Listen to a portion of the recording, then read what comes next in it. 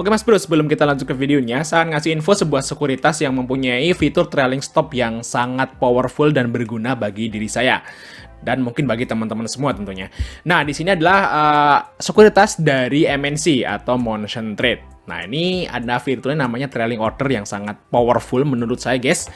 Nah, ini bacanya gimana? Yaitu saham HDIT itu akan terjual otomatis saat dia turun 1% ya dari harga tertinggi. Nah, itu langsung otomatis. Jadi, Mas teman-teman kalau misalnya BSJP beli sore, paginya langsung Mas Pur set seperti ini, Mas Pur nggak usah pantengin di awal market, dia akan kejual secara otomatis 1% dari harga tertinggi. Biasanya kalau saham-sahamnya loncat, itu langsung kejual, guys. Ya, bagi teman-teman yang pengen buka akun MNC Sekuritas, Mas Pur bisa kontak saya aja, kontaknya ada di deskripsi, dan promo kali ini itu nggak ada minimal deposit. Sebelum Mas Bro, ya kembali lagi nih tadi Fajar Daily, dan kali ini kita bahas trading kita kemarin ya, hari Jumat tanggal 16, dan rekomendasi tanggal 19 hari Senin.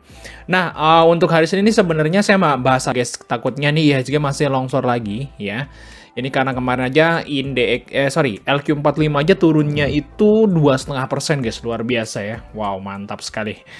Dan sekarang baru kali ini semenjak dari tanggal sini guys, dari 20 Juli itu IHSG crossing EMA 20.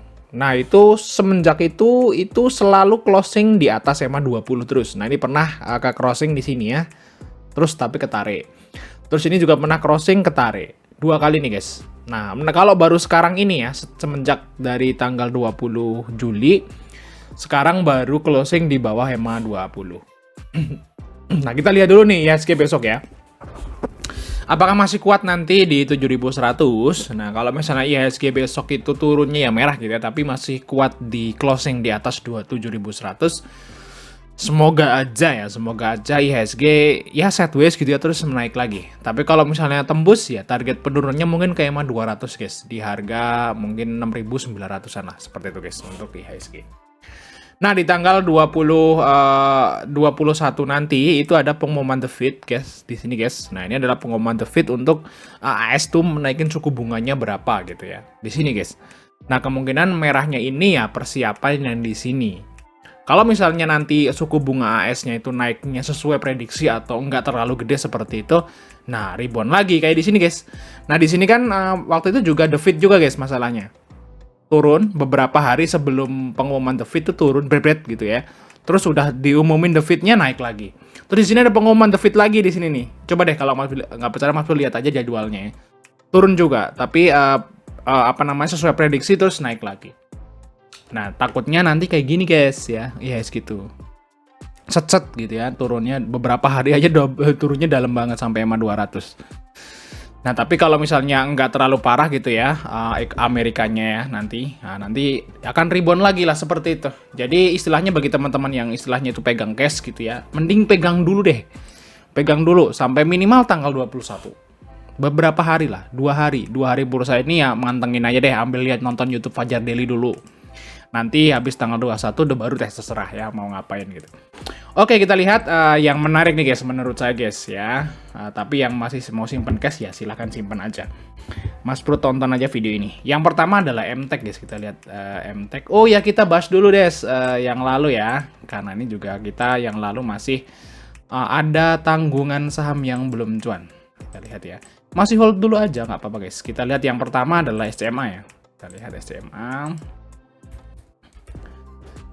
SCMA di sini kita lihat ya gini ya, jadi open naik terus gara-gara IHSG longsor dia turun, cuman close-nya ketarik lagi, jadi masih aman loh SMA, hold aja dulu.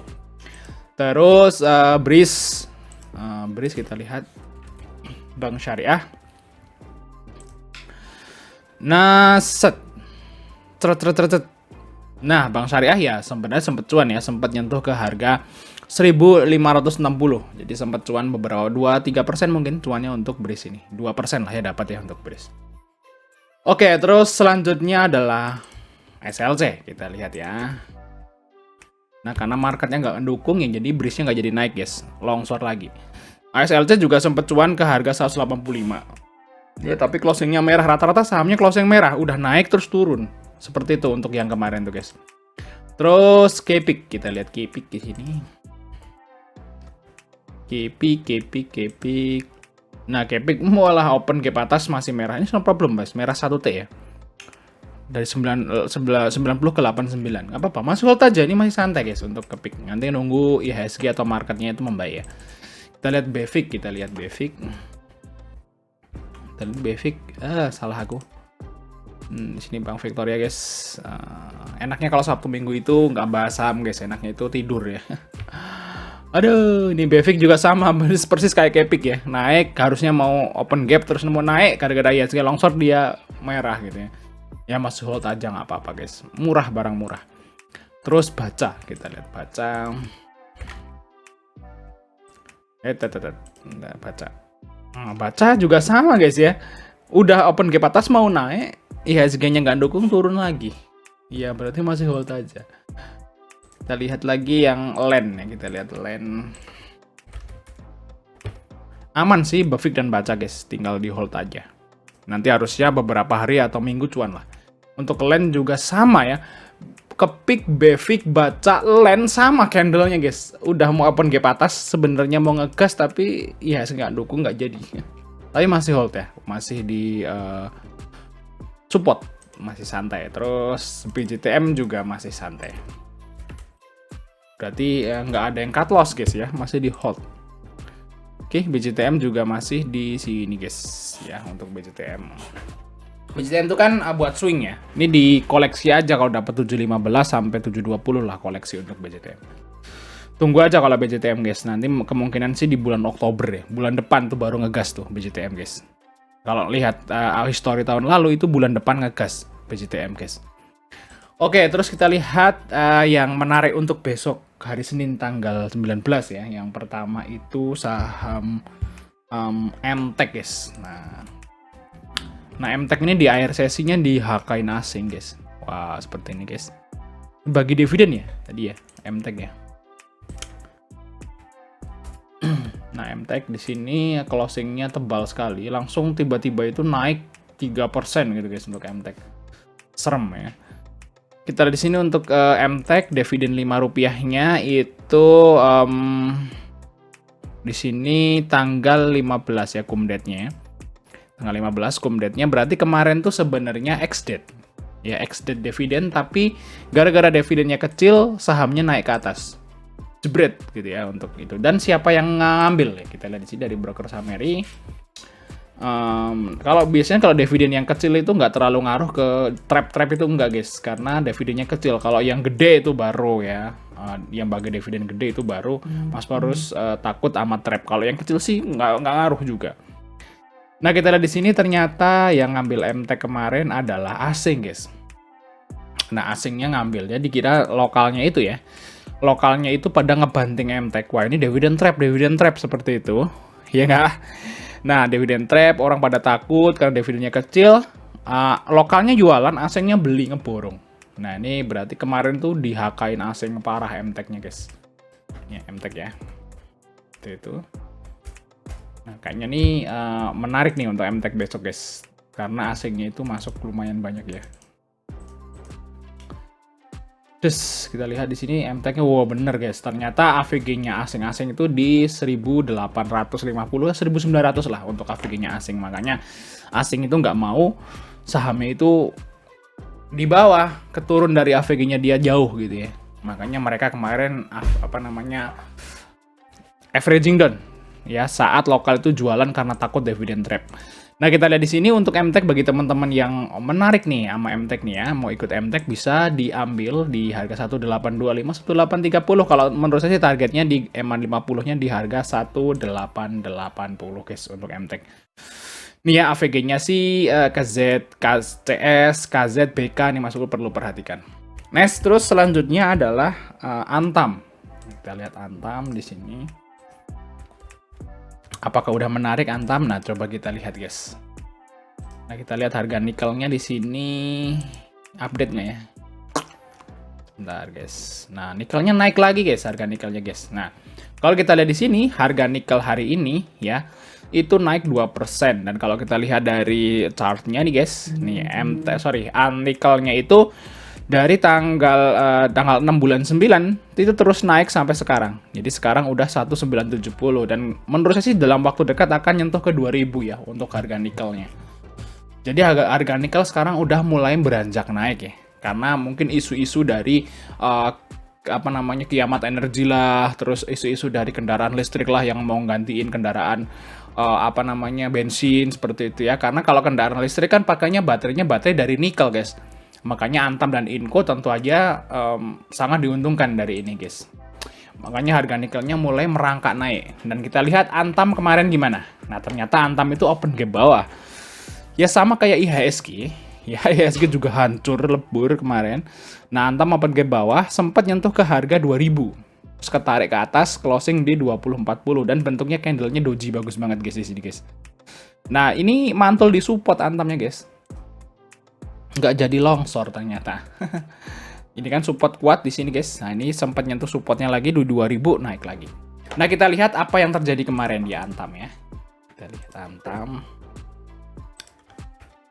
Nih, guys, candle-nya seperti ini. Cakep sih sebenarnya, Broksum. Antam. Nah, kita lihat apakah diakumulasi atau enggak gitu ya. Set. Foreign-nya karena Antam ini asing yang ngendaliin. Nah, ternyata benar. Jadi ZP dan AK itu masuk Antam, guys. Seperti itu ya. Jadi istilahnya kemarin itu sebenarnya Antam itu asingnya itu net buy. Ya, pada ngeborong saham Antam ya. Mungkin asingnya tahu ya kalau harga nikelnya itu udah naik seperti ini, guys. Mau naik ya harga nikelnya. Nah, kita lihat dulu market besok gimana. Kalau misalnya market besok itu hijau gitu ya. Hijau gede gitu ya. Saya yakin Antam sama Inco itu akan hijau, guys. Ya. Akan hijau untuk Antam dan Inco. Kita lihat di sini untuk Antam. Dari sini, guys, ya seperti ini fundamental udah sering saya sebutkan. Nanti di kuartal 3 harusnya semoga aja bagus ya. Kita lihat kuartal 3-nya kalau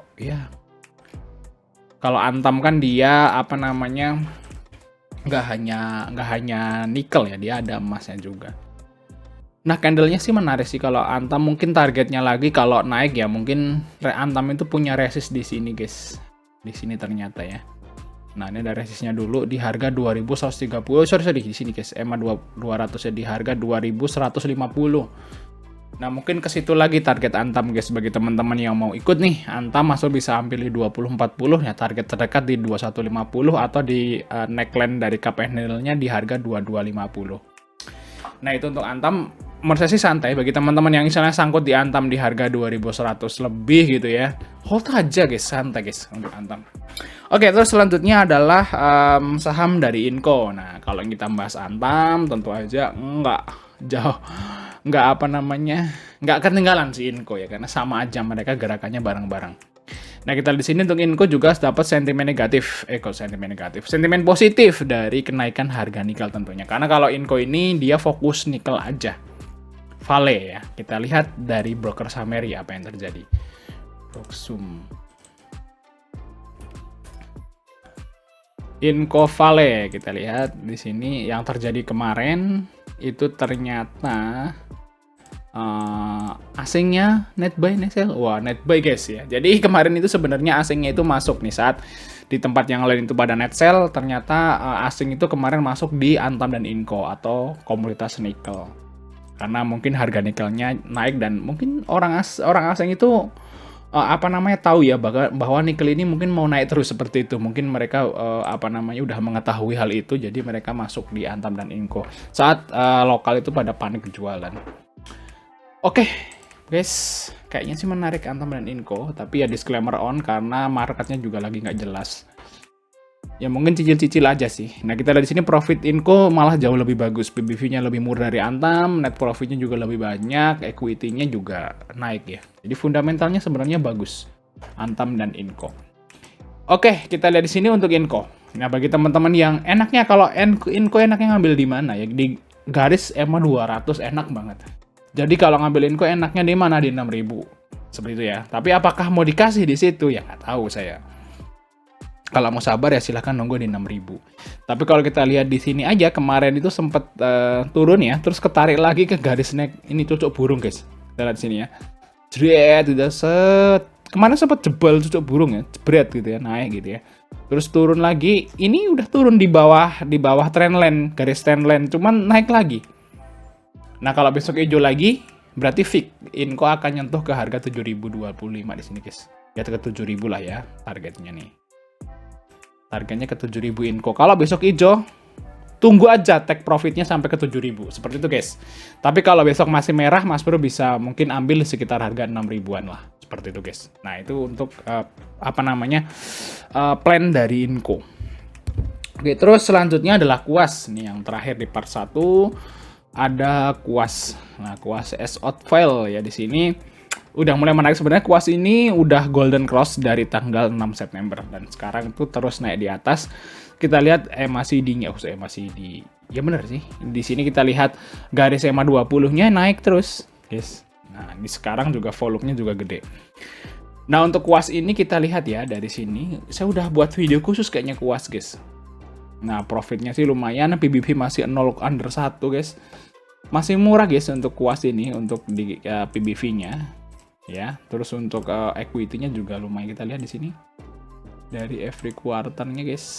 Nah, kita lihat every quarter-nya, kita lihat. Nah, ini Mas pada di sini ya. Equity-nya sih ya sebenarnya turun dikit ya, cuman masih standar aja di situ ya. Ini dari harga IPO, guys. Ini pas IPO sini 50 miliar, langsung loncat dari 140. Jadi beneran ya, dia duit IPO-nya itu dibuat istilahnya itu masuk ke equity. Jadi modal beneran gitu loh. nggak nggak ditilep-tilep gitu. Kita lihat di sini untuk bagian sini, guys ya.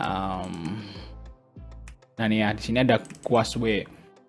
Nah ini kuas ini ada maturity waran dan saya udah sebutin di video yang lalu harga exercise-nya 250 dan saya udah baca lagi tadi prospektusnya bahwa semua duit hasil tebus waran akan dipakai buat usaha. Ya, seperti modal usaha seperti itu. Dia tanggal tembusnya tanggal 25 Oktober ya, artinya bulan depan, guys. Nah, biasanya saham-saham yang mau maturity waran itu volatilnya luar biasa saat dia mendekati biasanya 10 atau 1 minggu, 10 hari atau 1 minggu sebelum maturity waran tuh biasanya akan volatile, guys. Jadi Mas Bro kalau misalnya nggak mau ngambil saat itu, Mas Bro bisa cicil saat ini.